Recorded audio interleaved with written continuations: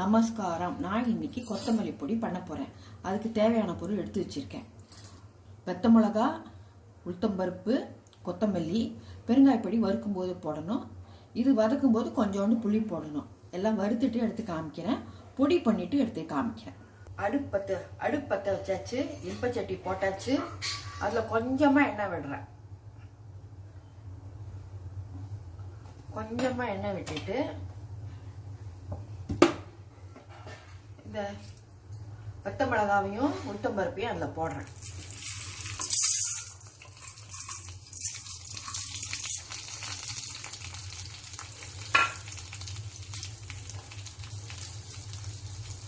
பெருங்காய பொடி போட்டுறேன்.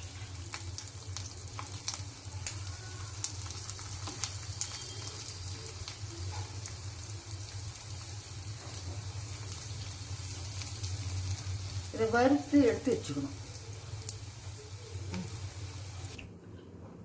இதுக்கு வெத்த மிளகா, உளுத்தம்பருப்பு, பெருங்காய பொடி நல்லா வறுத்துட்டு தனியா எடுத்து வச்சுட்டேன். உளுத்தம்பருப்பு, மிளகா வத்தெல்லாம் வறுத்தேன் இல்லையா, அதே இல்பச்சட்டியில போட்டு இந்த கொத்தமல்லி நல்லா அலம்பி வச்சிருக்கேன். இதை போட்டு நல்லா வறுக்கணும்.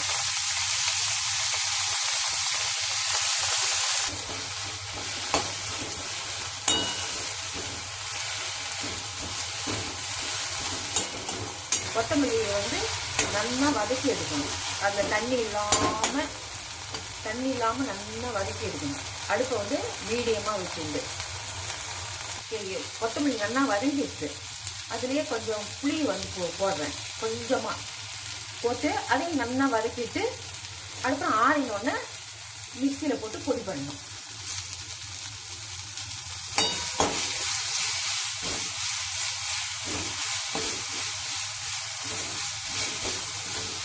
அளவு உப்பு போடுறேன். இதை முதல்ல மிக்சியில் போட்டு பொடி பண்ணிக்கணும். பொடி பண்ணிட்டு அதுக்கப்புறம் கொத்தமல்லி அதில் போட்டு அந்த மிக்சி பாத்திரத்திலே போட்டு பல்ஸில் வச்சு 2 ஓட்டு ஓட்டி எடுத்து வச்சிடணும்.